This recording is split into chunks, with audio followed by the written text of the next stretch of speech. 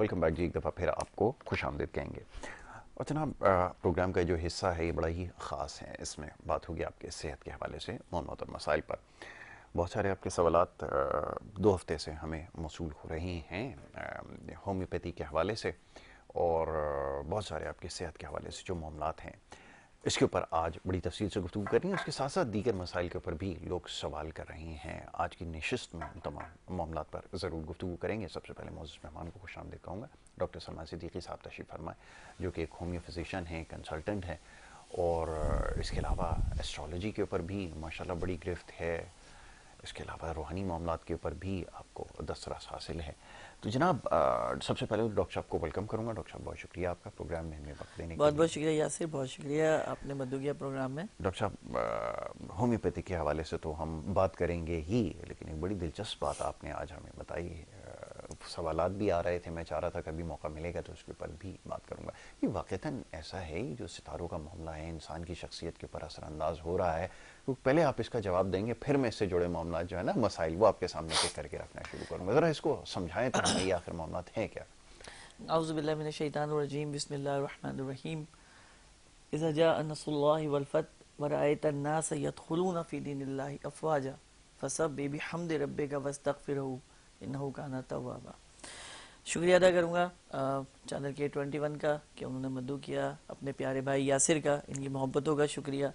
मैं तो इन्हें अब बस इनका फिजिशियन कहना रह गया है, बाकी तो मोहब्बत है तकरीबन आपकी सारे डॉक्टर साहब। मामले अल्हम्दुलिल्लाह ये अबूर करते जा रहे हैं। देखें, बड़ा अच्छा आपने सवाल किया कि सितारों का हमारी ज़िंदगी पे कितना असर है। मैं समझता हूँ कि सितारे बेसिकली आप ये समझे कि एक ऐसा अज्जा है जो खुद अपने आप में पावरफुल है। ठीक।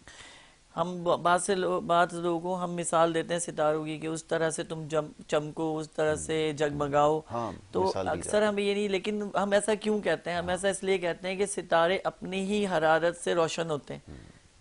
आप जो जगमगाते सितारे आसमानों पर देखते हैं वो कोई अलग से रोशनी नहीं आती, जैसे सूरज से चांद रोशनी हासिल करता है, ठीक है, ठीक बिल्कुल है ना, सही इस कहा तरह आपने। सितारे हासिल नहीं करते। करते हैं। सितारे मुसलसल जल रहे हैं, हमें दिन की रोशनी में वो नजर नहीं आते हैं, लेकिन इसका मकसद नहीं कि वो बंद हो जाते हैं या वो रात को सूरज की रोशनी से जलेंगे।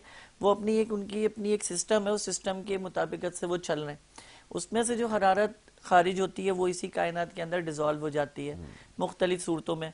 कुछ ऐसे कुतुबनुमा सितारा है, ये एक बहुत मशहूर सितारा है जिसको लोग जिससे वक्त का तयन किया करते हैं कि वक्त जो है क्या चल रहा है, जी। इसी से ज़माने का तयन होता है कि कुतुबनुमा निकला तो क्या इस यार जैसा दुमदार सितारा है, ठीक है ना।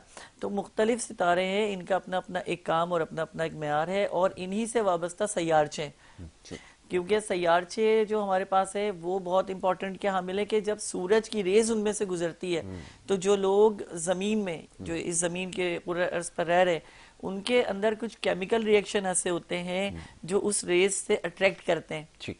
या तो वो उन्हें नुकसान करते हैं या फिर वो उन्हें फ़ायदा देते हैं। इसी तरह स्टोन है, पत्थर है, वही सूरज है, उतनी उसकी हरारत है, लेकिन आपको एक जगह पर ज़मीन बहुत गर्म लगेगी और एक जगह पे ज़मीन का टेम्परेचर आपको नॉर्मल लगेगा, जबकि धूप का जो टेम्परेचर है वो 40-41 जितना भी होगा, लेकिन उससे फ़र्क पड़ता है। तो अल्लाह तबारक व तआला ने एक निज़ाम बनाया। खुद कुरान में वो कहता है कि क्या तुमने नहीं देखा कि हमने पहाड़ों को कैसे गाड़ा, दरख्तों को कैसे उगाया, ज़मीन कैसे बनाई, और वो खुद आपको ओपन इजाजत दे रहा है कि घूमो फिरो मेरे इस दुनिया में और देखो कि मैंने तुम्हारे लिए कितनी हसीन दुनिया बनाई है, और सबक हासिल करो।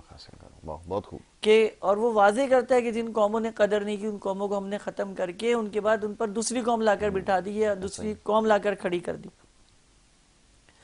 तो जो ये सैयारे में जैसे मुख्तलिफ स्टार्स हैं और हर कोई अपने अपने स्टार्स के हवाले से होता है, 12 महीने हैं, 12 स्टार से इसको कलेक्ट किया जाता है। इसी तरह से बेसिकली इनकी नौयत और इनके असरात आपके जिस्म पर मौजूद होते हैं। इसी तरह से जब आप स्टोन को ही कलेक्ट कर रहे होते हैं तो इसमें बड़ा इस चीज़ का ख्याल रखा जाता है। बहुत से लोग डेट ऑफ बर्थ को साइन करते हैं कि जी डेट ऑफ बर्थ क्या है, तो उससे मिलाकर सारे जोड़ तोड़ चलते हैं।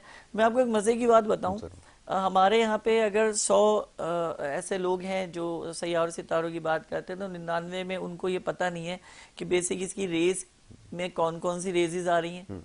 आप जो स्टोन पहने हो आपके जिस्म पर किस कदर असरअंदाज हो रहा है, ठीक है ना। देखिए, पत्थर की आखिरी जो हद है वो पत्थर है, जी बस ठीक। पत्थर इससे की ज्यादा आखिरी कुछ हद नहीं है, पत्थर है, इससे आगे कुछ नहीं है। जो सूरज की रोशनी इस पर पड़ रही है वो असरअंदाज होती है कि उस पत्थर के अंदर कितने गैसेस मौजूद हैं, कितने उसमें रेजिस मौजूद हैं जो आपके जिस्म में मुंतकिल होते हैं और आपके निज़ाम खून और असाबी निज़ाम के साथ, अज़लाती निज़ाम के साथ, बून्स स्ट्रक्चर के साथ वो टकराव पैदा करने के बाद आपको कितना अच्छा रिएक्शन देते हैं और कितना बहुत खूब। बुरा रिएक्शन देते हैं। और हमारे यहाँ बस ये होता है जी पहन लो, जो आए स्टून उंगली में डाला पहन लिया और शोशे पे निकल गया, ऐसा नहीं है। हर पत्थर की एक क्वालिटी, उसकी ताकत, उसकी रूटीन, उसकी पावर, उसकी कंडीशंस है। हम जब तक इसको समझेंगे नहीं पहनने से पहले, मिजाजी तौर पे बहुत से पत्थर जलाली हैं, बहुत से पत्थर रूहानी हैं और बहुत से ठंडे हैं, बहुत से पानी है, जिसमें मरजान का जिक्र अल्लाह ताला कुरान में कर रहे हैं, उलुल मरजान का जिक्र सूरह रहमान में। तो ये भी तो पत्थर हैं, लेकिन ये क्या है, ये दोनों ठंडे पत्थर हैं। ये आपको रिसीव करते हैं, आपकी आने वाली चीज़ों को सेव करते हैं बॉडी के अंदर, और पानी की मिकदार को कंट्रोल करते हैं, आपके नर्वस सिस्टम की मिकदार को कंट्रोल करते हैं। तो हम वहाँ पे जाके सबसे बड़ी हमारे लिए परेशानी का बाइस जो बनती है चीज़, वो ये बनती है कि हम जब गलत कोई स्टेप लेते हैं, मिसाल के तौर पे आपके सामने कीचड़ पड़ी है, अब आप बोले बस कीचड़ में पाँव डालूंगा तो दूसरा पाँव मेरा बाहर हो जाएगा, तो हो सकता है कि वो दलदल हो, वो कीचड़ ना हो, आपका पैर भी वो भी अंदर जाए और दूसरा पैर आप बचाने के चक्कर में जब अंदर करेंगे और फिर आप ये बोले कि मुझे तो फला ने बताया था कि एक पाँव रखोगे दूसरे से पार हो जाओगे, तो ये इस तरह नहीं होता। जिसकी बड़ी एक सिंपल सी एक मिसाल दूं, रिवायतों में है, बहरहाल मैं आपको सुना देता हूँ कि एक बुजुर्ग इबादत कर रहे थे, एक बुजुर्ग कह लें, पीर कह लें, कोई भी, वो इबादत कर रहे थे दरिया किनारे। तो एक हिंदू उसके पास आता है और कहता है कि तुम तो अपने रब को मानते हो, जाहिर सी बात है पावरफुल हो, तुम अपने रब से बोलो ना मुझे दरिया पार करा दे, मुझे बड़ा डर लगता है डूब जाने से। तो कहते बस जा पढ़ता जा अल्लाह अल्लाह अल्लाह अल्लाह अल्लाह और तेरा बेड़ा पार है। वो हिंदू जो है वो अल्लाह अल्लाह करता हुआ पार कर गया। वहां से वो चिल्लाकर उस पीर से कहता है सुनो क्या तुम दरिया पार नहीं करोगे? वो कहता है ना जी ना, मैनू तो डर लगता पिया है। ठीक है। तो जब हम खुद कॉन्फिडेंट नहीं रखेंगे, हम खुद भरोसा नहीं करेंगे, हमें खुद पर एतमाद नहीं होगा, तो हम ये कैसे सोच सकते हैं कि हम किसी दूसरे फर्द के अंदर ये एतमाद मुंतकिल कर देंगे या किसी दूसरे फर्द को हम आसानी से इस मामले को समझा पाएंगे। ये एक बहुत क्रिटिकल ये प्रोसेस है कि किसी का स्टून सेलेक्ट करना या उसके सितारे को मिलाना, ये बच्चों का खेल नहीं है कि हर दूसरा बंदा आता है और बात करके चला जाता है। ये आसान नहीं। डॉक्टर साहब, कॉलर्स का सिलसिला शुरू किया जाए, पहले कॉलर है उनको शामिल करेंगे। जी अस्सलाम वालेकुम। अस्सलाम वालेकुम। जी वालेकुम अस्सलाम। कौन और कहाँ से बात कर रही हैं? कैसे हैं आप जी? बिल्कुल ठीक ठाक। कौन बात कर रही हैं, कहाँ से? जी मैं सिदरा बात कर रही हूँ। शुक्र अल्हम्दुलिल्लाह आपने डॉक्टर साहब को इनवाइट किया। मैं 2-3 हफ्ते से वेट कर रही थी जी, डॉक्टर साहब आ गए, बहुत अच्छा लगा। और आज मुझे पूरी उम्मीद हूँ कि मेरे सवाल का आज जरूर डॉक्टर साहब जवाब देंगे अपने शो में। जी जी सवाल कीजिए, सवाल कीजिए। मैंने इनसे सवाल किया हुआ है, तकरीबन 2 महीने हो गए। वो इन्होंने मुझे सदका बताना था ये रुकावटों और बंदिश के लिए।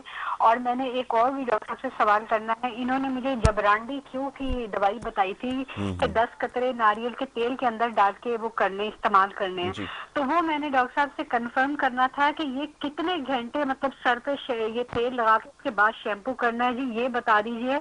और ये धूप में रखना है, तो उन्होंने कहा था 1 दिन रखना है, धूप में रखना है या कमरे के अंदर रखना है? ये जरूर दोनों सवालों के जवाब दे दीजिएगा प्लीज। बहुत शुक्रिया बहन, मैं आपको बताता हूँ। सिदरा आपके जवाब देते हैं। सबसे पहले तो सदकात की अगर बात करें तो देखिए सदके 2 तरह के होते हैं। एक सदका तो होता है जो हम दे देते हैं कि भाई वक्त बुरा आया हमने दे दिया, जान छुटी, वो कहते हैं ना जान छुटी तो लाख को पाए जी। और एक सदका है सदका जारिया। बहुत खूब। तो इन दोनों में बड़ा फर्क है। आपने जेब से 10 रुपए निकाले, किसी की 1 रोटी की मदद कर दी, सदका हो गया, आपकी तरफ से हो गया, उस वक्त तक का है, इसके बाद आगे का नहीं है। नेकी जरूर आपकी लिखा गई, लेकिन सदका जारिया वो सदका है जो आपके बाद भी जारी रहता है। बहुत खूब। मिसाल के तौर पे दरख्त लगाना, फलदार दरख्त लगाना कि जिसके ऊपर परिंदे भी आकर बैठे हैं, जिससे लोग साया भी हासिल करें और जो बाद में आपको जरूरत के आपके काम भी आ जाए। दूसरा मस्जिद में काम करवाना, चाहे आप एक ईंट लगवाइए, जब तक वो मस्जिद ता कयामत कायम है तो ता कयामत आपके हिस्से में नेकी लिखाई जाएगी। बाकी जो हालात हमारे मुल्क के तो आप समझ सकते हैं कि मस्जिद क्या और रोड क्या, वो तो सारी चीज़ें उनके लिए बराबर ही हैं, अल्लाह माफ़ करे हमें। दूसरी और तीसरी चीज इम्पोर्टेंट जो है वो कुआं खुदवाना है, यानी कि पानी का एक तसलसल कायम करना है कि लोग उससे अपनी प्यास को बुझा सकें, परिंदे अपनी प्यास को बुझा सकें। ये वो सदकात हैं जो सदका जारिया में आते हैं, जो मुसलसल आप, और यही चीज़ आपकी जब नस्ल देखती है वो उसको एक्सेप्ट करती है और फिर वो उसी को लेके आगे चल रही होती है। तो ये तरतीब बाई तरतीब आपका एक बहुत इजी सिलसिला बन जाता है कि आप रहें या ना रहें, आपके किए हुए अच्छे काम मुसलसल जो है वो जारी और सारी रहते हैं, जिसकी वजह से आपको सबसे इम्पोर्टेंट ये होता है कि नेकी का एक जो दरिया है वो आपके खाते में खुला रहता है और आसानी रहती है। फिर उसके अलावा अगर हम बात करें, मुख्तलिफ सदकात के नौयत अलग अलग हैं। जैसे जादू के लिए कोई सदका होता है वो बिल्कुल अलग होता है, आसेब का अलग है, इसी तरह जो हवेरा है उसका अलग है, जो झपेटा है उसका अलग है। मुख्तलिफ ये एक चीज़ नहीं है, मौकिलाती सदका अलग होता है, जिन्नाती सदका अलग होता है। बात यह है कि हमारे यहाँ इस रूहानियत के मामले को ऐसा गिडमिट किया गया है ना कि हमें तमीज़ ही नहीं रखी गई कि हमारा मरीज़ बीमार है या हमारा मरीज़ किसी रूहानी मसले में मुब्तला है। हम गधे घोड़े सारे मिक्स करके उसको कर रहे होते हैं, जिसका सबसे बड़ा नुकसान ये होता है कि मरीज़ भी सही नहीं हो पाता और आपकी रेपुटेशन भी ख़राब होती है। तो इसके लिए सदकात, सबसे पहले सदका, सबसे बेहतरीन सदका जो किसी भी फ़र्द के लिए दिया जा सकता है वो है साबित मसूर की दाल का। आप 7 मरतबा सर से उतर, अच्छा इसमें मुख्तलिफ लोगों सूरत पढ़ते हैं, डिपेंड करता है आपके ऊपर, लेकिन जो सबसे बेस्ट जो सूरह है वो सूरह अल बकरा के आखिरी 2 आयतें हैं। अगर आप उसको वारते हुए पढ़े और फिर जब आप उसे चूल्हे पर जलाएंगे तो उससे बहुत सारी नजरें बद जो है वो ख़त्म हो जाती हैं। इसी के बाद एक नज़र और होती है, वो उसको कहते हैं नज़रबंदी। ये बड़े कमाल की चीज़ है और हमें पता ही नहीं चल रहा होता हमारे साथ क्या कार्रवाई हो गई, कुछ समझ नहीं आ रहा होता। तो नज़रबंदी के लिए ज़्यादातर जो इस्तेमाल हम रंग कराते हैं वो होता है नीला रंग, जिससे उसमें बेहतरी आती है और आपके रास्ते खुलते चले जाते हैं, या हरा रंग हम उसमें बेसिकली यूज़ कराते हैं। इसके लिए जो सदका दिया जाता है नज़रबंदी के लिए, वो अमूमी तौर पे छिलके वाली कोई सी भी दाल आप इस्तेमाल कर सकते हैं जो सदके के तौर पे जलाई ना जाए, परिंदों को खिलाई जाए। और ये शर्त ये कि परिंदों को आप खुद बैठें और परिंदों से डिस्कस करें, बात करें अपने बारे में कि तुम दुआ करो हमारे लिए। उनको 2 परिंदों, क्योंकि वो जवाब आपको नहीं देंगे लेकिन वो सुनेंगे ज़रूर, और वो उनके सुनने का मकसद है कि आपका पैगाम यकीनन उन बेज़बानों के ज़रिए से अल्लाह के तक पहुँचेगा। जबकि अल्लाह के तक तो वैसे भी पहुँच रहा है, जब आप वहाँ दुआ कर रहे हैं बैठ के तो वो तो सब सुन रहे हैं ना, वो तो समीउन अलीम है, सारा सुनना और इल्म रखता है, तो उसकी तो क्या बात है। तो वो सारी चीज़ें आपकी सुन रहा होता है, लेकिन उसे खुशी होती है कि मेरा बंदा मेरी बनाई हुई मखलूक को, जो बेज़बान मखलूक है, जो तुमसे मांग नहीं सकती, तुम उसको सदका कर रहे हो। तो ये भी एक बड़ा सदका है जो आप परिंदों को खाना खिलाते हैं या उनको दाना डालते हैं। बहुत से फ़िक़्ह आए लोग हैं इसमें जो कि इन चीज़ों को मानते नहीं, एक्सेप्ट नहीं करते, कि जैसे मिसाल के तौर पे कौवा है, या मिसाल के तौर पे चील है, या मिसाल के तौर पे कोई भी परिंदा है, उसको कैटेगरी कर दिया जी चिड़िया को खिलाओगे तो सवाब मिलेगा, कौवों को खिलाओगे तो नहीं मिलेगा। ये कोई बात है? वो परिंदा अल्लाह का बनाया हुआ है ना, वो जो भी है जैसा भी है, अगर वो इस दुनिया में मौजूद है, इस एरिया मौजूद है, तो इसका मतलब है कि वो रब का पैदा कर देना, रब चाहता नहीं करता। रब चाहता, जरूरत क्या थी उसको कि वो उसको नहीं, लेकिन अल्लाह ने अगर उसको पैदा किया है तो यकीनन वो मालिक है, उसको मालूम है कि किसको कहाँ पे कब क्या रिस्क पहुंचाना है। मैं आपसे बड़ी छोटी सी एक सिंपल सी मिसाल दूं, अरबों के हिसाब से परिंदे हमारे पास मौजूद हैं कुर्रे अर्ज़ में, लाखों के हिसाब से उनकी किस्में मौजूद है जिनका वादा अल्लाह ने उनको किया रिस्क देने का। लेकिन क्या कि वो वहां उड़कर जाते हैं, वो रिस्क खाते हैं और फिर वो वापस अपने घोंसले में आ जाते हैं। रिस्क उनको भी उनके घोंसलों में नहीं मिल रहा, बिल्कुल ठीक है, उनको जाना पड़ता है, उनको स्ट्रगल करना पड़ता है, फिर जाके वो एक चीज़ को हासिल करते हैं, फिर जाके एक चीज़ की कामयाबी की जो एक सिलसिला बनता है वो पॉजिटिव लेवल पर आता है। इसी तरह से जो नज़र का सदका है वो उसमें बहुत से लोग मुख्तलिफ करते हैं, लेकिन जो सबसे अच्छा, जो सबसे बेस्ट है वो आप फिटकिरी का इस्तेमाल कर सकते हैं, लाल मिर्चों का भी इस्तेमाल कर सकते हैं। देखिए ये चीज़ें वो हैं जो हम एक जर्नल व्यूज़ पे यूज़ करें, इसका कोई ताल्लुक ऐसा नहीं, अल्लाह ना करे कि हम कुरान से हट जाएं। बिल्कुल ठीक है, अल्लाह तबारक व तआला ने आपको ये किताब पढ़ने के लिए दी और इससे इस्तिफादा हासिल करने के लिए दी है। आप इसके साथ साथ अपना कुरान की स्टडी जारी रखें। मैं सबको ये कहता हूँ 1 रुकू कुरान पढ़ लिया करें रोजाना, मत पढ़िए 1 पाव, बोझ ना करें। और खुद अल्लाह फरमाता है कि बोझ नहीं है, हमने तुम पर बोझ बनाया ही नहीं, हमने तो तुम्हारे लिए आसान कर दिया, इस किताब को हमने तुम्हारे लिए आसान कर दिया। कोई है जो इससे हिदायत हासिल करे? अब कौन है जो हिदायत हासिल करे? अब हमें हमारे ऊपर वाले सिखाते नहीं भाई, पूरा पढ़ना पड़ता है, और फिर एक रुक हम डिस्टर्ब हो जाते हैं। हमें वो बोझ लगना शुरू होता है कि यार अभी पौन घंटे तक बैठ गए। और हमारे मर्दों की स्पीड तो आपको पता है माशाल्लाह, किसी के हम अगर इंतकाल में भी चले हैं तो पहले चीज़ें देखते हैं कि कहाँ पे पढ़ दी है, क्योंकि हमारे यहाँ मर्द बहुत कम कुरान की तरफ रुझान है, लेकिन ख़वातीन ज़्यादा इस तरफ है।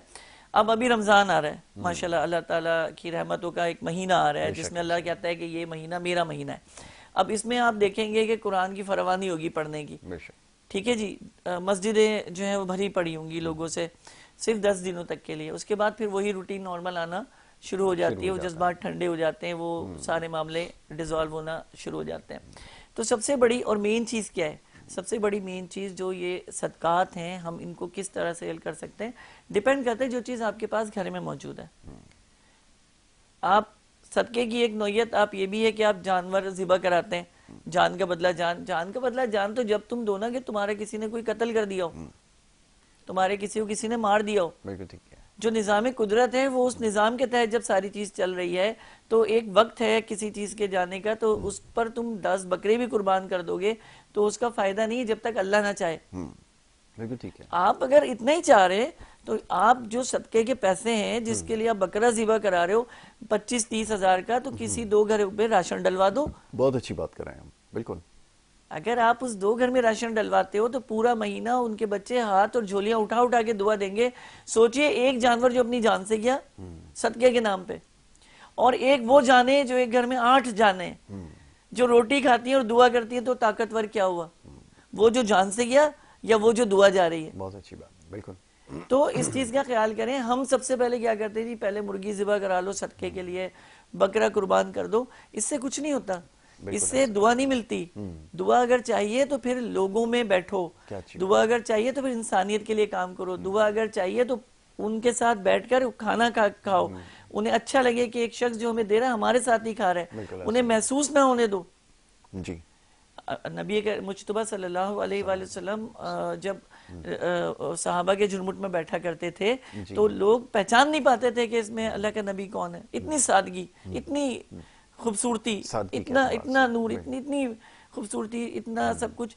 तो आज हमें देख लें, आज हम थोड़ा सा अल्लाह हमें इनायत करता है तो हमारे माथे पर आंखें आ जाती हैं, हमारे जो टोपियां नरम से सख्त हो जाती हैं, हम सर पे सजाना शुरू कर देते हैं, फिर उससे पगड़ी आना शुरू हो जाती है, फिर वो एक अजीब ही कैफियत आ जाती है, फिर सूट कर्टन के आना शुरू हो जाते हैं, फिर वो तो बंदे फिर दूर दूर चल रहे होते हैं। मैं किसी भी मसलक की बात नहीं कर रहा, मैं एक बड़ी जनरल बात कर रहा हूँ।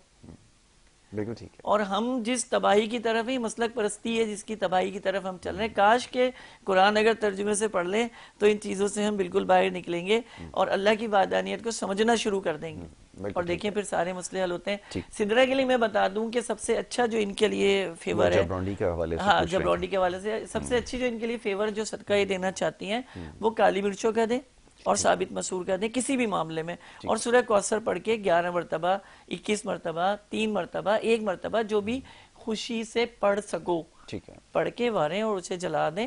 इंशाल्लाह अल्लाह ने चाहा तो अल्लाह कबूल भी करेंगे और आसानियां भी रब की तरफ से होंगी। बाकी नजर तो नजर है, खूब बांटी है अल्लाह के लिए, जिसको जितनी बांटनी है कोई रोकथाम नहीं है। अच्छा, जबरौंडी के हवाले से ये कि 10 कतरे आपने डालने, कम से कम 3 घंटे तेल सर पे लगा रहे। वो ये शायद पूछ रही थी रखना कहाँ पर है, डालकर रोशनी में रखना है? ना कहीं नहीं रखना। आप उसको जर्नल, उसको जबरौंडी ड्रॉप्स आते हैं, इसको आपने शेक किया, मई 99 और शेक करने के बाद आप उसको क्या करें जी, उसको वही फ्रिज में रख दें, कमरे में रख दें, जहां दिल चाहे वहां रख दें। ठीक है, उसमें जबरौंडी मिक्स हो गई, हल हो गई, अब आपका वो तेल तैयार है। अब आप उसे अपने सर पे मसाज करें। आप रात भर लगा देना रहना चाहते हैं तो आप रात भर लगा के रखें, इसमें कोई इशू नहीं है। अल्लाह ना करे कि आपके बाल खराब हो जाएंगे या बालों को प्रॉब्लम होगी। लेकिन एक चीज का ख्याल रखें कि जब बालों पर मसाज किया जाता है तो कार्पल से किया जाता है, हथेलियों से इससे रगड़ा जाता है और फिर मसाज इससे पूरों से किया जाता है। हमारे यहाँ नाखूनों से मसाज किया जाता है कि वो खून का दौरान सर पर आ जाएगा तो उससे जख्म भी बनते हैं, और अगर किसी के सर में जुएं हैं तो मुसीबत यह है कि वो फिर वहाँ जख्म में आती हैं और फिर वो एक्जिमा बनाती हैं, वो फिर लंबी मुसीबत हो जाती है। एक और कॉलर है, उन्हें शामिल करते हैं। जी अस्सलाम वालेकुम। हेलो जी जी जी, टीवी के ऊपर ना सुने, फोन के ऊपर बात करें। जी अस्सलाम वालेकुम। वालेकुम अस्सलाम सर, कैसे हैं? ठीक है अल्लाह खैरियत का है? शुक्र है। कौन और कहाँ से बात कर रहे हैं, फरमाएं। परवेज बात कर रहा सर, खानेवाल से। जी जी, पूछिए, क्या पूछेंगे। ये मैं प्रोग्राम आपका देख रहा था, रूहानी जी बैठे हुए आपके पीर साहब, जी जी। इनसे पूछना था, आजकल कारोबार नहीं चल रहा, काम नहीं चल रहा, बड़े प्रॉब्लम चल रहे, पता नहीं क्या बात है, मेहनत करते हैं, सब कुछ करते हैं, अल्लाह खैर तो ये करे। जरा देखिएगा क्या प्रॉब्लम, क्या मसला है। आपका क्या नाम है परवेज खानेवाल से। और वालदा का नाम? नसीम। ठीक है जी, मैं अभी आपको मैं बताता हूँ क्या मसला है। और काम क्या कर रहे हैं आप वैसे? मेरा ये दिन मजदूरी सर, बस। ठीक ठीक, चल चले मैं काम। आपको बताता हूँ, मैं आपको बताता हूँ। बहुत शुक्रिया। जी। ये बड़ा अच्छा सवाल है और ये हमारे हर नौजवान का मेरा ख्याल है मसला है। और सबसे बड़ी बात ये है कि देखें, मैं फिर वही कहूँगा कि हम अपनी ज़िंदगी में दुनिया से ज़्यादा करीब हैं और अपने रब से ज़रा दूर हैं, लेकिन उस रब का एहसान हम पे देखें कि जब हम रात को उसकी नाफरमानियाँ करके पूरे दिन में जब हम रात को सोते हैं तो सुबह फिर हमें वो एक मौका देता है कि ऐ बंदे चल जा, माफ़ किया, निपटा आज के काम। लेकिन हम फितरत इंसानी यही है कि वो बार बार बार बार वही अमल दोहराती है जो उसे नहीं करना चाहिए। यकीनन। फिर दूसरी चीज़ ये होती है कि इसमें सबसे बेसिक है अपने रब से रुजू करना। देखिए, रिस्क तो अल्लाह के हाथ में है, ना मेरे कहने से आपका रिस्क बढ़ जाना है, ना यासिर आपके कहने से मेरा है, ना मेरे कहने से आपका। बेशक। ठीक है ना, रिस्क बढ़ेगा जब तक अल्लाह ना चाहे। और अल्लाह 70 माह से ज्यादा अपने बंदों से प्यार करता है, और जो 70 माह से ज्यादा प्यार करे, क्या वो आपको रिस्क नहीं दे सकता? आपको हीले बहाने से रिस्क मिलेगा, रिस्क आपको ढूंढता हुआ पहुंचेगा। बिल्कुल सही। आप ये कीजिए कि आप नमाज की कोशिश करें कि जमात के साथ अदा करें, जो सबसे बेहतरीन है।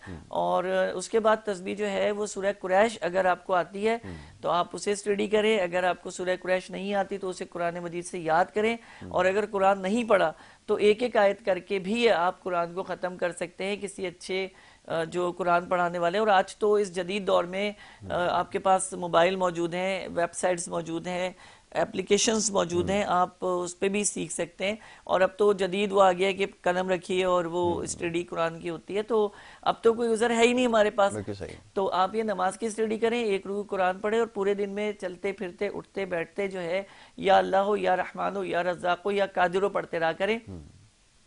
आपके रिस्क में भी बरकत होगी। कुरान पढ़ें एक रुकू रोजाना, और नमाज की पाबंदी करें, और सजदे में जाके अपने रब से मांगिए, उसे सजदे बड़े पसंद है अपने बंदे के, यकीनन बेहतर होगा इंशाल्लाह। इंशाल्लाह। चलें जी, आप करके देखिए और फिर इसके बारे में बताइए और फीडबैक ज़रूर दें। ये बड़ा ज़रूरी होता है कि आप जब भी अद्वियात के हवाले से भी पूछते हैं ना, ये अद्वियात के हवाले से थोड़ी सी डॉक्टर साहब बात हो जाए। जैसे आपने बताया बहुत सारी अद्वियात का हम इससे पहले बता चुके हैं, अब कुछ दस्तियाब होती हैं, कुछ नहीं होती। एलोपैथिक मेडिसिन के अंदर आपके पास बहुत सारे ऑप्शंस मौजूद हैं, अगर आपके पास फॉर्मूला मौजूद है।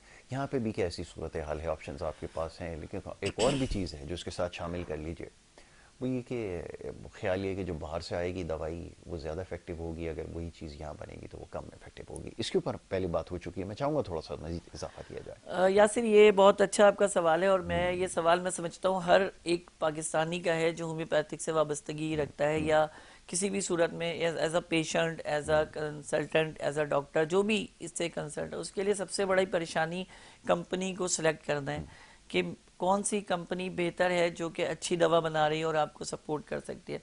फिर आपने दूसरा सवाल जो ये बाहर से कंपनी से किया है, जिसमें सबसे टॉप लेवल पर जो है मिलमार शॉबे, जिन्होंने महंगाई का बाजार गर्म कर रखा है और अंधी चलाई हुई है। कॉलर है, ठीक है जी। दूसरे नंबर पे लर्निंग लेबोरेटरीज हैं, इन्होंने भी अंधी का बाजार गर्म कर रखा है और अंधी चलाई हुई है। इन दो कंपनीज की वजह से बाकी जितनी भी बाहर से कंपनी है वो भी शेयर हुई हुई हैं, और इन लोगों ने इतना लोगों को मतलब वो किया हुआ है, ज़हनी अबतरीन पर बर्तरी हासिल की है कि आने वाला वही मांगता है। तो सबसे बड़ी बात ये, आप बेचें ना, आप बेचें मगर पैसे कम करके बेचें, अपना मुनाफा कम करके बेचें। अगर आप एक अच्छे सच्चे पाकिस्तानी हैं तो ख्याल कीजिए और अहमियत दीजिए अपने पेशेंट्स को, अहमियत दीजिए पाकिस्तान। कॉलर को शामिल करते हैं, एक और कॉलर है जी। अस्सलाम वालेकुम, लाइन ड्रॉप हो गई जी। डॉक्टर साहब जारी रखें। तो अब ये विल्मार शॉबे की मैंने लास्ट टाइम भी आपको बताई थी, इसकी जर्मनी की एक कंपनी है, इनके जो है सिरप्स हैं इनके, खास करके बायो 21 तो अब आप एक आम फर्द से ऐसी दूर कर दी गई है, 1000 रुपए से ऊपर की वो बायो 21 दे रहे हैं। अब आप बताइए कि जिसने बायो 21 इस्तेमाल अपने बच्चे को 2 साल 2.5 साल करानी है, उसका क्या? आप इस चीज को तो सस्ता रखें कि जो पहुंच में हो।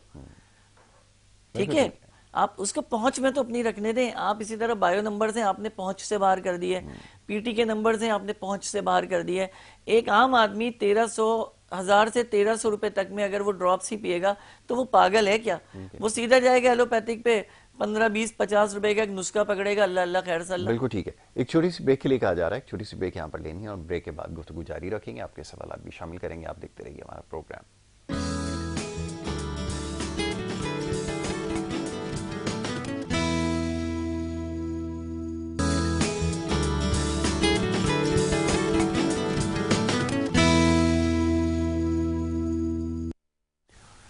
वेलकम बैक जी, एक दफ़ा फिर आपको खुशामदीद कहेंगे। और ब्रेक पे जाने से पहले गुफ्तगू जारी थी, सलमान सिद्दीकी साहब तशरीफ़ फरमाएँ और बड़ी अच्छी गुफ्तगू कर रहे थे, न सिर्फ होम्योपैथिक के हवाले से बल्कि इल्म जफ़र के हवाले से भी माशाल्लाह दस्तरस है, उसके ऊपर बात कर रहे थे, कुछ हमें समझाने की कोशिश कर रहे थे। हम तो बिल्कुल इन सारी चीज़ों से नाशना हैं। तो ये जैसे अभी आपने माशाल्लाह रिंग पहने हुए हैं, देखने में तो बड़े खूबसूरत लगते हैं, लेकिन हमें इसके बारे में सुनते आए हैं, ज़ाहिर है कभी मौका नहीं मिला, ज़िंदगी ने ऐसा वो नहीं किया कि इसके बारे में समझ सकें, ना कभी इससे बुरा हाथ। और इसके बारे में भी समझाएं ना, लोग बड़ा सवाल पूछते हैं कि इसके बारे में बताएं। देखिए कुछ पत्थर होते हैं जो आपके मिजाज के साथ कनेक्ट हो जाते हैं। वो ऐसे कनेक्ट नहीं होते कि वो पत्थर कनेक्ट हो गए, वो मिजाजी तौर पे आप उस मिजाज को अपने अंदर सेव कर रहे होते हो। जैसे मिसाल के तौर पे ये ब्लू कलर है, ठीक है, ये इसमें रेड कलर है, ठीक है। तो पहले कॉलर ले लें। कॉलर वो दोबारा से उन्होंने कॉल किया। जी अस्सलाम वालेकुम। वालेकुम सलाम। डॉक्टर साहब मुझे बात करनी थी, मेरी वालदा की तबीयत ना सही नहीं रहती है। नाम बताइए। किसकी? वालदा का। अच्छा, वालदा का नाम बताऊं? जी जी नाम बताइए। तबीयत की ख़राबी का भी बहुत सारे सबब हो सकते हैं, कोई ख़ास ब्लड प्रेशर, शुगर, ये क्या ऐसी चीज़ है जिसकी वजह से ज़्यादा कुछ आपने टेस्ट वगैरह करवाएं? घुटने में बेइंतहा तकलीफ है। अच्छा, घुटने में तकलीफ है। आप जरा डॉक्टर साहब की बात सुनिए फिर जवाब दीजिए। जी, आपकी वालदा की उम्र कितनी है? 43 है। 43 एज है उनकी। अच्छा, मुझे ये बताएं मतलब पहले कोई जॉब वगैरह करती रही है वो, या हाउस वाइफ हैं? नहीं, जॉब करती थी। जॉब करती थी, ठीक है। अच्छा, आप बस आखिरी बात आपसे ये, उनको कॉन्स्टिपेशन की शिकायत तो नहीं है, कब्ज़ की कोई? नहीं, इस तरह की तो नहीं है। बस ठीक है, मैं आपको अभी बताता हूँ, बड़ी अच्छी सी दवा बताता हूँ आपको। बहुत शुक्रिया जी। अच्छा देखें, एज फैक्टर के हवाले से एज उतनी अम्मियों के बराबर नहीं है इनकी जितनी अम्मियों के बराबर आजकल चल रही है। 55 साल की अम्मी, 60 साल की अम्मी, लेकिन इनकी अम्मी यंग है माशाल्लाह, अल्लाह उन्हें सेहत दे, ज़िंदगी दे, लंबी हयाती दे। अब क्योंकि ये जॉब कर रही थी, अब इसमें दो मसले आते हैं एक औरत के लिए जो साइकोलॉजिकल बड़ा इम्पोर्टेंट करता है। एक तो या तो घर की ज़रूरत की वजह से वो जॉब कर रही है, या अपना जो है टाइम को एक्सटेंड करने के लिए जॉब कर रही है, ठीक है। अगर घर की ज़रूरत के लिए करी तो इसका लामहला मकसद है कि कोई ना कोई जिम्मेदारी आपके ऊपर मौजूद है कि आप अपने घर गृहस्थी के लिए काम करो, तो वो फिर डिप्रेशन और एंजाइटी की तरफ जाता है। जी जी। और अगर आप जर्नल कर रहे हो तो आपको कोई इशू नहीं होता कि आपने यहाँ से जॉब की वहाँ से कर ली, उसमें थकना नहीं होता। लेकिन जो ये बता रहे हैं जैसे घुटनों में दर्द का बता रहे हैं, तो ये बहुत वाज़ेह है कि इनको एंजाइटी इश्यूज़ मौजूद हैं इनकी वालदा को, जिसकी वजह से घुटने में दर्द का होना, यानी कि एसिड ब्लड में बढ़ जाना। सीधे लफ्ज़ों में हम यूरिक एसिड भी इसको कह सकते हैं कि वो ब्लड में अगर बढ़ता है तो उससे ये प्रॉब्लम आ जाती है। उसके लिए जो सबसे अच्छी दवा है वो रेस्टॉक्स है, क्योंकि चलने में भी इसमें पेन होता है, प्रॉब्लम आती है। तो इसमें सबसे अच्छी दवा जो है वो रेस्टॉक्स है, आप उसे इस्तेमाल करें। मदर टिंचर में लें, 10 कतरे सुबह, 10 दोपहर, 10 रात को 1 कप ठंडे पानी में या सादे पानी में डालकर पिलाएं। और इसके साथ साथ जो ड्राई फ्रूट्स में जो सबसे अच्छा ड्राई फ्रूट है वो ब्लैक किशमिश है, काली किशमिश, इनको इस्तेमाल कराएं। रोज़ाना कम से कम भी 21 के करीब दाने खा लें। 22-23 भी हो सकते हैं, कोई शर्त नहीं है कि 21 से 22 हो गए तो अल्लाह जी अब तो असर नहीं करेगा, ऐसा नहीं है, आप बिल्कुल ले सकते हैं। ये रेगुलर बुनियाद पर रखें अब अपनी पूरी लाइफ में कि किशमिश का इस्तेमाल, ब्लैक किशमिश का इस्तेमाल जो है उसको करें। माशाल्लाह 3 से 4 हफ्ते दवा इस्तेमाल करें, घुटनों का दर्द बिल्कुल ठीक हो जाएगा, सॉइलिंग बिल्कुल ठीक होगी, माशाल्लाह ठीक हो जाएगी इंशाल्लाह। इंशाल्लाह ज़रूर इसके ऊपर अमल करें। जी डॉक्टर साहब, टॉपिक की तरफ अब मैं ये कहता हूँ कि देखें, पत्थर जैसे मिसाल के तौर पे फिरोज़ा है। अच्छा, कुछ पत्थरों में एक बड़ी क्वालिटी ये होती है कि आपके साथ अगर वो मैच कर जाते हैं तो रंग बदलना शुरू कर देते हैं और शाइन करना शुरू कर देते हैं। ये डिपेंड करता है आपकी अंदरूनी कैफियत से कि क्या आप और उस पत्थर की रेज मैच कर रही है आपस में। और ये माइनस प्लस ज़रूरी है। अगर आप माइनस बाहर दे रहे हो रेज तो आपको प्लस रेस की ज़रूरत है, जिससे आपका जो बैलेंस है, तवाज़ुन जो है वो बरकरार रहेगा। और अगर ऐसा हुआ कि जैसे मिसाल के तौर पे लोग फिरोज़ा पहनते हैं और उनका मिजाज अगर जलाली है तो वो उन्हें तबाह और बर्बाद कर देगा। उसकी वजह यह है कि फिरोज़ा के अंदर क्वालिटी ये है कि वो एक्सेप्ट करता है बीटा रेजिस्ट। वो जब जिस्म के अंदर दाखिल होती हैं, आपके खून में हियत शामिल होती है, यानी गर्माइश शामिल होती है, सेल्स के अंदर वो आपस में जब टकराव पैदा करते हैं तो हाई ब्लड प्रेशर, पैरालाइज हो जाना, हाई ब्लड प्रेशर की तरफ चले जाना, घुटनों के अंदर से जो है वो मसल्स का बिल्कुल ढीला पड़ जाना, चलने में लड़खड़ा के पेशेंट का गिर जाना, ये फिरोज़ा में बड़ा आम है। फिर दूसरा ये होता है कि इसमें फिरोज़ा में सबसे एक्सीडेंट के इम्कानात बहुत ज़्यादा होते हैं, क्योंकि ये बड़ा ही यूनिक और जलाली पत्थर है रूहानियत की दुनिया में, जिसकी एक अपनी एक वर्थ है, जिसकी अपनी एक क्वालिटी है। जैसे चौधरी साहब होते हैं ना, और एक कम्मा होता है और एक चौधरी होता है, तो चौधरी जो है ना उस तरह की इनकी एक मिसाल है कि इसमें पावर ये है कि इसमें जिन्नात बड़ी तेज़ी से अट्रैक्ट करते हैं। और अगर आप ऐसी जगह कहीं भी गए जहाँ पर इसके खदशात मौजूद हैं कि यहाँ असरात मौजूद हैं, वहाँ आपको घबराहट का होना, माथे पे पसीना आना इसकी ख़ास निशानी है कि आपके माथे पे पसीना आना शुरू हो जाएगा। और इस जगह पर ये दो एरियाज़ हैं, माथा और आपकी ये कारपल के ऊपर जो आता है, तो आप समझ लें कि उस घर में प्रॉब्लम्स मौजूद है। उस सूरत में कि अगर आप फिरोज़ा पहने हुए हैं, अब उन लोगों के लिए हमारे पास होम्योपैथिक क्या कहती है, जिनको ये मसाइल हैं, बिल्कुल ठीक है, कि जाहिर सी बात है उन्होंने फिरोज़ा भी पहनना है और सेट भी होना है, तो फिर वो जिनसिंग का इस्तेमाल करें। जिनसिंग मदर टिंचर में ख़ास अलामत यह है कि वो आपके अज़लात को कंट्रोल करती है और आपके नर्वस सिस्टम को कंट्रोल करती है। जब असाब और अज़लात दोनों कनेक्ट होकर सेटलमेंट कर लेंगे आपस में, तो फिर कोई भी ताकत आपके किले की दीवार नहीं तोड़ सकती, एक मजबूती आ जाती है, क्योंकि दोनों मैच कर जाते हैं। तो इसी तरह वो जिनसिंग का इस्तेमाल करें जो लोग फिरोज़ा इस्तेमाल कर रहे हैं। फिरोज़ा एक आसमानी कलर का पत्थर होता है, और जेनियन फिरोज़ा वो होता है जिसमें कीड़ा लगा हुआ होता है, वो खाया हुआ होता है उसको कीड़ों ने। एक आता है प्लास्टिक का कि वो चारों तरफ से एक जैसा पूरी शेप में अपने बना होता है, वो जाली पत्थर होता है, वो जेनियन नहीं होता। अच्छा, इसके बारे में भी बताइएगा कि इसको कैसे इसकी पहचान की जाए। कॉलर एक है, उनको शामिल करते हैं। जी अस्सलाम वालेकुम। वालेकुम सलाम जी, कौन और मैं जवेद बात कर रहा हूँ फैसलाबाद से। जी जी फरमाइए। और यासिर भाई, आपका प्रोग्राम बहुत अच्छा चल रहा था, मैं फैसलाबाद से देख रहा हूँ आपका। बहुत शुक्रिया। सवाल करें। मेरा डॉक्टर साहब से सवाल है कि पथरी के लिए मैं इमरजेंसी, मुझे अब पथरी है मुझे तकरीबन 10 साल से। अच्छा। अब वो कुछ अर्से तो जब वो ट्रीटमेंट करवाता हूँ ठीक हो जाता है। पथरी है क्या भाई? जी क्या करें? पथरी है क्या? गुर्दे में है, पित्ते में है, कहाँ है? गुर्दे में। अच्छा, गुर्दे में पथरी है जी। गुर्दे में पथरी है, तो वो कुछ जब मैं एलोपैथिक में वो जो हकीमी वाली मेडिसिन लेता हूँ, कुछ अर्से बाद खत्म हो जाती है। फिर उसके बाद ना कुछ अर्से बाद दोबारा वही शिकायत आ जाती है, मतलब 2 साल बाद दोबारा वही दर्द तकलीफ शुरू हो जाती है। तो इसका कोई मुस्तकिल इलाज है या ये बताओ काम क्या करते हो? मेरा कंस्ट्रक्शन का काम है। ओह ठीक हो गया, मैं तुम्हें अभी बिल्कुल बताता हूँ, अभी बताता हूँ मैं।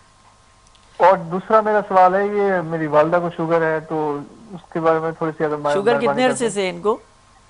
जी, वालदा को शुगर कितने अरसे से और इनकी उम्र क्या है?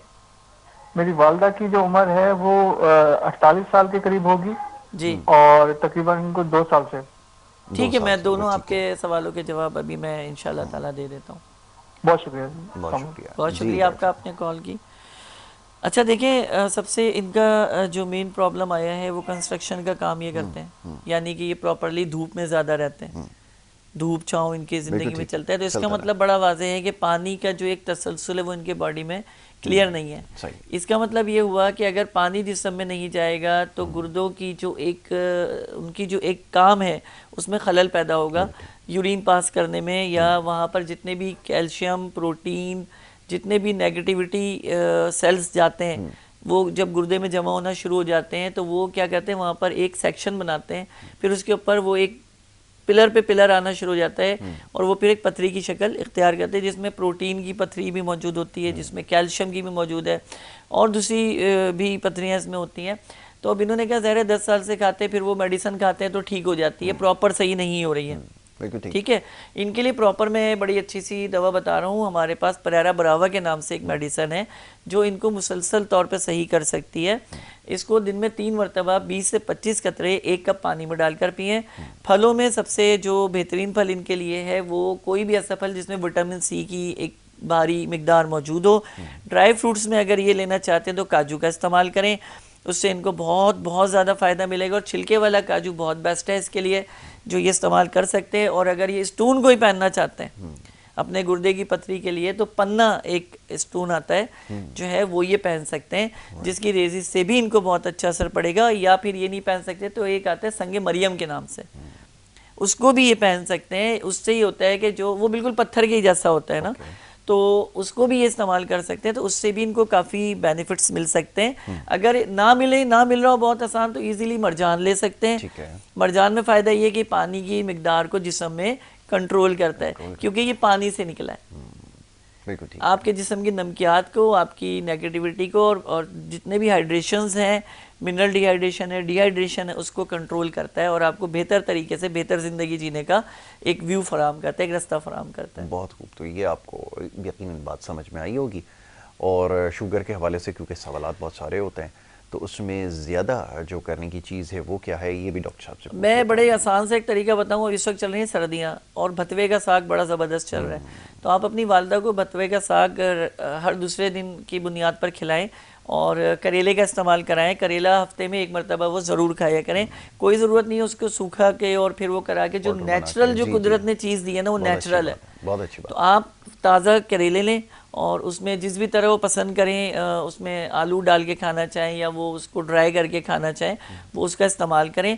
हर हफ्ते में कम से कम भी 1 मरतबा या 2 मरतबा करेले का इस्तेमाल करें। इसके बाद हमारे पास इनके लिए जो मेडिसन है जो यूज़ कर सकती हैं वो एसिड फास्ट है, जो मदर टिंचर में दिन में 10 कतरे सुबह, 10 दोपहर, 10 रात 1 कप पानी में डाल के इस्तेमाल किया जा सकता है। अगर इनको ड्राई फ्रूट बहुत पसंद है, ये लेना चाहती है, तो इनके लिए पिस्ताचो जो है वो बहुत अच्छा है, पिस्ता स्पेशली, उसको ये इस्तेमाल कर सकते हैं 11 दाने पूरे दिन में जिस भी वक्त। और इसी पिस्ते के साथ अगर ये भाड़ के चने जो कहते हैं हम लोग, भुना चना, 1 मुट्ठी वो मिला लें और 11 पिस्ते के दाने डालें, उसको ब्लेंड कर लें और उसका इस्तेमाल सुबह एक खाने का चम्मच और एक रात में करें तो इंशाल्लाह झोली उठा के दुआएं देंगी वो। इतना ज़बरदस्त चीज़ है, इसका ज़रूर होगा। एक सवाल अगेन खुश्की के हवाले से आ रहा है, बहुत सारे लोग पूछ रहे हैं, बार बार पूछ रहे हैं, मुस्तकिल हल क्या है आखिर, ये तो बताइए। कोई ट्रीटमेंट करते हैं, वक्ती तौर पे ख़त्म हो जाती है, फिर वापस आ जाती है, मुस्तकिल क्या हल हो सकता है? देखें अभी आजकल तो ये एक बड़ा वायरस फैला हुआ है और हर चौथे घर के अंदर पूरे का पूरा ख़ानदान जो है वो ईचिंग और बर्निंग वाली जो ख़ारिश चल रही है इस वक्त शदीद, के वो खुजाते इतने कि ज़ख़म हो जाता है और पूरे जिस्म के ऊपर ये अटैक आ रहे हैं। ये एक वायरल तो हम नहीं कहेंगे इसको, ये तो क्योंकि एलोपैथिक की अपनी एक मंतक है वायरल इन्फेक्शन की। हम तो बेसिकली बात करते हैं क़ुव्वत हयात की, जो वाइटल फोर्स है। देखें जब भी आपका इम्यूनिटी सिस्टम कमज़ोर होगा, आपकी दिफाई फौज जब भी कमज़ोर होगी, आपकी खारिजा पॉलिसी और जो दूसरी पॉलिसीज़ जब भी ख़राब होंगी, ठीक है ना, वो डिस्टर्ब होना शुरू हो जाएगा जिस्म। और कोई भी चीज़ एकदम नहीं बढ़ती, पहले वो अंदर पनपती है, पहले वो अंदर जगह बनाती है। जब उसे मौका मिलता है आपकी कमज़ोरी से फ़ायदा उठाने का, तो वो बीमारी आपके जिस्म पर अटैक करती है। अब सवाल ये पैदा होता है कि चलो उस बंदे को हो ना, उस बंदे को हो तो समझ आती है। अब हमारे यहाँ बदकिस्मती ये है कि एक भाई की शर्ट 3 भाई पहनते हैं, उसने पहन ली, फिर वो झाड़ पोंछ के वो पहन के चला गया, तो जो पसीने से वायरल कन्वर्ट होते हैं, बिल्कुल। फिर इसी तरह हमारे ख़वातीन एक दूसरे के कपड़े पहन लेती हैं, तो उसमें जो वायरल है वो कन्वर्ट होगा उनकी बॉडी में। फिर बच्चे हैं छोटे, तो एक का पजामा दूसरे को, उसका पजामा उसको पहना दिया, उसकी टी शर्ट उसको पहना के भेज दिया, XYZ जी। अब सही, अब जाहिर सी बात है वो मसला होगा। फिर दूसरी चीज़ जो सबसे ख़तरनाक क्या है, जब आप खुजली करते हैं तो अपने हाथ को धोते नहीं हैं, आप अपने हाथ को साफ़ नहीं करते और फिर यहाँ सर पे खुजाया, फिर हाथ पे खुजा लेंगे, फिर पैर पे खुजा लेंगे, तो लामाला बात है वो वायरल एक हद के बाद वो प्रॉब्लम पैदा करेंगे। अब आते हैं कि अंदरूनी तौर पे ऐसा क्या मसला हो रहा है कि ये सही नहीं हो पा रहा। इसमें देखिए मैं आपसे फिर यही कहता हूँ कि वक्त गुजरने के साथ साथ हमारे अंदर की जो सिस्टम है वो भी तब्दील होता है। मैंने आपसे कहा कि एक ही खाना 10 लोग खाते हैं, लेकिन 2 के पेट खराब होते हैं, 8 को हजम हो जाता है। ठीक है, तो इसका मतलब क्या है कि कहीं ना कहीं ये नहीं कि उसका इम्यूनिटी सिस्टम कमजोर नहीं, हो सकता है कि उसको नशास्ता ना हजम हो रहा हो, चावल उसने खाए, हो सकता है उसको प्रोटीन ना हजम हो रहा हो। आप ये सोचे ना, आपने मिसाल के तौर पे दलीम बनी, 10 लोगों ने खाई, 2 बीमार हो गए, अब आप कहते हैं जी दलीम खा के, नहीं, दलीम खा के बीमार नहीं हुए, उसके अंदर जो प्रोटीन की अगर मिकदार बढ़ी थी जो आपके सेल्स आपके जिस्म को कनेक्ट नहीं कर पाई, वो क्या हो गया, हाई हो गई, और उसने मोशन की कैफियत में लेकर आ गई, आपको मुसलसल मोशन की कैफियत और पेट के दर्द में लेकर आ गई। उसमें नशास्ता जो डाला हुआ है, ठीक है जी, उसमें आपको दूसरा और एनर्जी जो डाले, अगर वो प्रॉब्लम कर रहे हैं तो लावाला बात है। तो हम ये बोलें कि जी दलीम खाई या बिरयानी खाई, ये तो हो गई वो बात। एक चीज़ होती है जब हम अपने ऊपर ज्यादती करते हैं खाने के ऊपर, जब हम खाना खाते हैं तो वो क्या हो रहा है, वो सबसे मसला हो रहा है कि जब मैदे में वो जाता है तो खामरे एक हद तक काम करने के बाद हाथ उठा देते हैं कि भाई हम अब नहीं करेंगे, अब जो करना है करो। तो वो गैर हजम शुदा ग़िज़ा जब हाथों में आती है तो वो इन्फेक्शन का सबब बनती है। बिल्कुल ठीक है। हमारी अपनी गलतियाँ, अपनी कोताहियाँ हैं जो हमारे दिफाई निज़ाम को ख़राब कर रही हैं, हमारे खारिजी और अंदरूनी निज़ाम को ख़राब कर रही हैं, और हम इस बात को समझने से बिल्कुल कासिर हैं। अगर ऐसा है कि बहुत शदीद ख़ारिश है, मैं आपको ये बताऊं, कुछ लोग बिल्कुल उनके मन में होता है, एक पिलाहट उनके चेहरे पे नज़र आ रही होती है, जो है फ्रेश नहीं नज़र आ रहे होते, तो उनके लिए हमारे पास जो दवा है जो फौरी तौर पर इस्तेमाल हो सकती है वो सल्फ़र मौजूद है। अच्छा, दूसरा, ख़वातीन के लिए जिनकी रंगत गोरी हो, जो मतलब सेंसिटिव बहुत ज़्यादा, और उन्हें अगर इस किस्म की कोई भी प्रॉब्लम है और जिसमें साथ उनके पेट में दर्द भी मौजूद हो और हसासियत भी उनके मिजाज में मौजूद हो, तो वो पल्सर टीला इस्तेमाल कर सकती हैं। मेल में उनका रंग अगर गहरा है और सेहत अच्छी है और उन्हें खारिश का मामला है और उन्हें कब्ज़ की भी शिकायत रह रही है, तो नुक्सुबी का इस्तेमाल कर सकते हैं। बहुत खूब डॉक्टर साहब, बड़ी अच्छी गुफ्तगू जारी थी और दिल तो नहीं चाहता कि इसको रोका जाए, सिलसिले को तामिए कि इसको अगली नशिस्त के लिए जो है मौकूफ़ करते हैं। और मैं आपका बड़ा शुक्रगुजार हूँ कि आपने प्रोग्राम में हमें वक्त दिया। जनाब सलमान सिद्दीकी साहब यहाँ पर तशरीफ़ फरमा थे और बड़ी खुलकर बहुत सारे मामलों पर गुफ्तगू की है, और जो सवालात मौसूल हो रहे हैं इंशाल्लाह अगली नशिस्त में इनको दोबारा से ज़हमत देंगे और सिलसिले को यहीं से आगे बढ़ाएंगे। प्रोग्राम का वक्त यहाँ पे ख़त्म हुआ चाहता है। अपना बहुत ख्याल रखिए। मोहम्मद यासिर और हमारी टीम को इजाज़त दें। अल्लाह।